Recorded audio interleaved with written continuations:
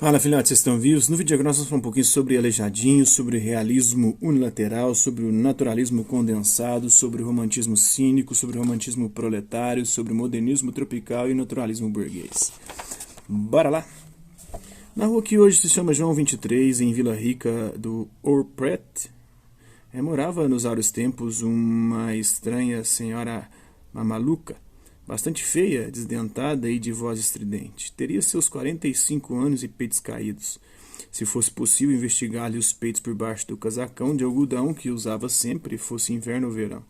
Debruçada na janela dos fundos de uma casa modesta, tal senhora namorava o centro luminoso da bela vila, onde ouvidores tropeçavam em sonhadores, vigários frequentavam usurários, amantes desfilavam diamantes.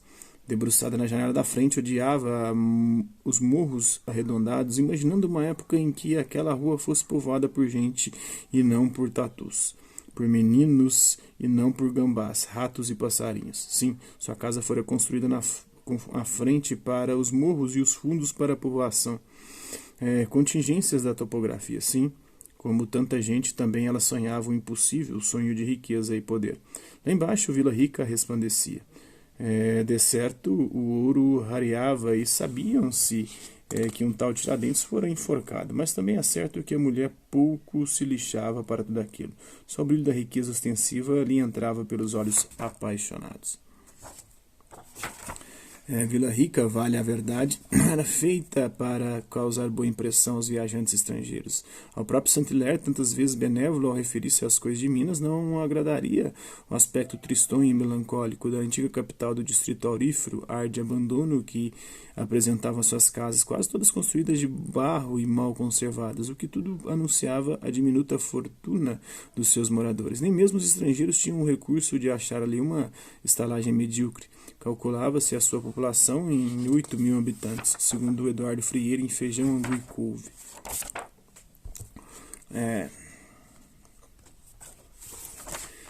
Donde quiera que el canon del ocio ostensible tenga posibilidad de operar libremente, surgirá una clase ociosa secundaria y, en cierto sentido, espúria, despreciablemente pobre, cuya vida será precaria, llena de necesidades y incomodidades. Pero esa clase será moralmente incapaz de lanzarse a empresas lucrativas. El caballero venido a menos y la dama que ha conocido días mejores no son ni siquiera hoy fenómenos desconocidos. Este penetrante sentido de la indignidad del más ligero trabajo manual familiar a todos los pueblos civilizados, lo mismo que a pueblos que se encuentran en una cultura pecuniaria menos avanzada, en personas de sensibilidad delicada que han estado largo tiempo habituadas a las buenas formas. El sentido de lo vergonzoso del trabajo manual puede llegar a ser tan fuerte que en coyunturas críticas supere incluso al instinto de conservación. Así, por ejemplo, se encuentra de ciertos jefes polinesios que, bajo el peso de las buenas formas, prefirieron morir de hambre al llevarse los alimentos a la boca con sus propias manos. Por ejemplo, mejor, o al menos más inequívoco, nos lo ofrece el caso de cierto rey de Francia, de quien se cuenta que perdió la vida por un exceso de fuerza moral en la observancia de las buenas formas. En ausencia del funcionario cuyo oficio era trasladar el asiento de su señor, el rey se sintió sin protesta ante el fuego y permitió que su real persona se tostase hasta un punto en que fue imposible curarle. Torsten Veblen, La teoría de la clase ociosa. Páginas 40 e 41. Naquele último dia de dezembro de 1799, enquanto o aleijado roncava no quarto, a mamaluca estava profundamente irritada. O sol endurecia as nuvens. O dedo do Itacolomi criava uma diagonal invisível entre a terra e Deus. Os telhados brilhavam e a mulher imaginava de sua janela pobre toda a alegria das gentes lá embaixo. Eles os felizes, eles os ricos, eles os belos, eles os eleitos, e amaldiçoava o aleijado que roncava no quarto. O tal aleijado, deitado num velho catre fedorento, gemeu alto com um movimento de ódio saudavelmente humano. Por que esse infeliz não morre de uma vez? A mamaluca deixou a janela e entrou no quarto escuro. Lá fora, puf, a cidade sumiu. Uma história como esta, sem pé nem cabeça, muito se assemelha ao rude esquematismo de um conto de fadas mal escrito. Água? Pediu o aleijado.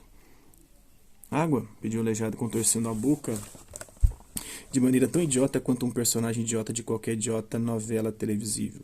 Um verbete como este, em que o sério e o burlesco se atropelam, é claramente destinado a cativar os leitores menos espertos. Era baixo e forte, aleijado, o rosto duro, deformado pela doença que já lhe comera os dedos de uma das mãos e, como a marca dos eleitos, enfeitava as feridas arroxeadas da mão esquerda. Deitado de costas, um travesseiro suado sob a cabeça, não aparentava a idade que tinha, cerca de 70 anos. Seus pés também haviam sido comidos pela ávida doença, quase com certeza uma sífilis apanhada nos puteiros de Vila Rica ou Sabaraçuçu,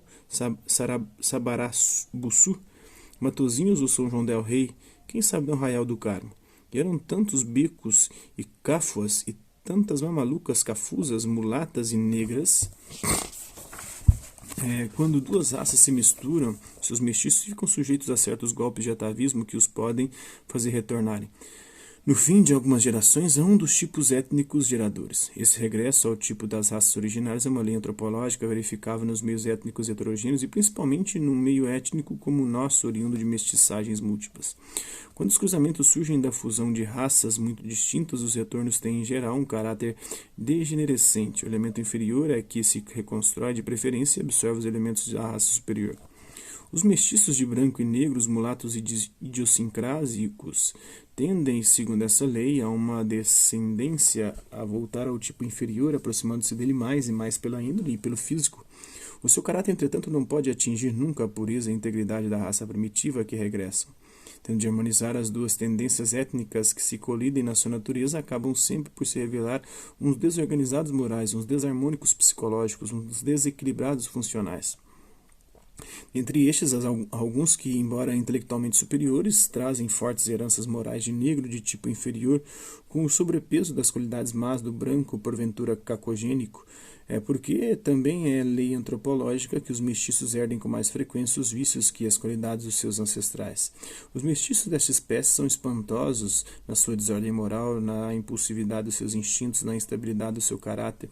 O sangue disgênico que lhes corre às veias atua neles como a força da gravidade sobre os corpos soltos no espaço. Os atrai para baixo com velocidade crescente à medida que se sucedem as gerações. Os vadios congênitos e incorrigíveis das nossas aldeias, os grandes empreiteiros de arruaças e motins das nossas cidades são os espécimens mais representativos desse grupo. Segundo Oliveira Viana, sua obra Populações Meridionais do Brasil, volume 1, páginas 156 e 157. Lindas, lindas, lindas, quem resistiria a quem? Você, leitor de histórias nojentas, você? Embora lentamente comido pela feia doença deformante, ele trabalhava duro quando a dor não incomodava muito. Exceto na mão esquerda, que muitas vezes doía desesperadamente e quase não sentia mais nada. Uma coceirinha aqui, um arranhar de unhas pontiagudas ali, de vez em quando o súbito espetar de inesperada agulha ao acaso. Então, quando a dor permitia, ele trabalhava lá, na resplandecente cidade de ouro e pedra, de pau e lama, de osso e poder. Mas naquele final de ano e de século, sem trabalho e sem dinheiro, só possuindo de seu a dor fulgurante, tudo o que fazia era gemer deitado, comer uma sopa de fubá com torresmos e couve salgada. O administrador, o intendente e os feitores comiam conjuntamente o trivial, a saber, o almoço: feijão preto com farinha de milho e um pouco de toicinho frito, ou de carne de sol cozida. Ao jantar, um pedaço de porco assado, na ceia, hortaliças cozidas e um bocado de toicinho para lhes dar gosto. Água como bebida comum. Em dias de festa ou quando recebiam pessoas estranhas, servia-se as refeições, galinha cozida. Alimentavam-se os negros ao almoço e à ceia com farinha de milho misturada com água quente, o angu, propriamente dito, no qual punham um naco de toucinho, e ao jantar davam-lhes feijão, segundo Eduardo Frieiro, na página 79.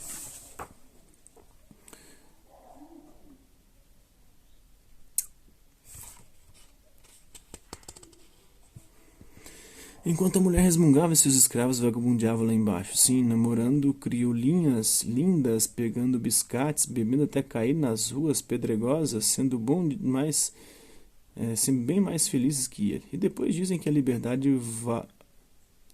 valia alguma coisa, né? Alguns anos antes, esse rude aleijado estivera no Rio de Janeiro, não se sabe se a trabalho ou se levado por um punhado de ouro ou pelo gosto da vadiagem. Mal suportando agora o intenso calor, lembrava-se das ondas indo e vindo, o mar infinito enchendo-lhe os olhos de espanto e de luz. Voltara amarfanhado. Na metade do ano, convidado a trabalhar em Vila Nova, ele deixaria mais uma vez a luminosa cidade para esculpir imagens de sonho e pedra de madeira e sangue na igreja nova da cidade vizinha. E também deixaria, para nunca mais voltar, como se pudesse fugir da dor, tudo aquilo: catre, mulambos, mulher, torresmos, couves e gambás. O aleijado bebeu a água pensando em cachaça e devolveu o copo à mulher sem agradecer. Com um resmungo, a mamaluca voltou às suas janelas de sonho e de ódio. O aleijado suspirou, reclinando-se no travesseiro sujo. Agora, calmo, embora a dor persistisse latejando, sabia que logo estaria longe da vida daquela estranha criatura, tão feia quanto pobre. Então ela ficaria sozinha com seus sonhos de beleza e de riqueza, sem saber que ele naquele e em tantas outras, sem saber que ela naquela e em tantas outras cidades criava imagens que todos admiravam, embora sempre criticassem um pouco o exagero das formas e os olhos esbugalhados, como se vissem de repente com nojo e terror a vida. Mas para o aleijado era exatamente aí que estava a beleza, na reprodução de um mundo louco, criado pela imaginação doentia de um deus grotesco. Não sei, só um pouquinho do aleijadinho, de uma forma tanto quanto inusitada. Espero que vocês tenham gostado do vídeo. Quem curtiu, dá um like. Quem não curtiu, dá um dislike. Quem se interessar pelo conteúdo do canal, só se inscrever, ativar o sininho e guardar os próximos vídeos, as próximas notificações. É isso aí. Hasta la vista, babies. Até a próxima.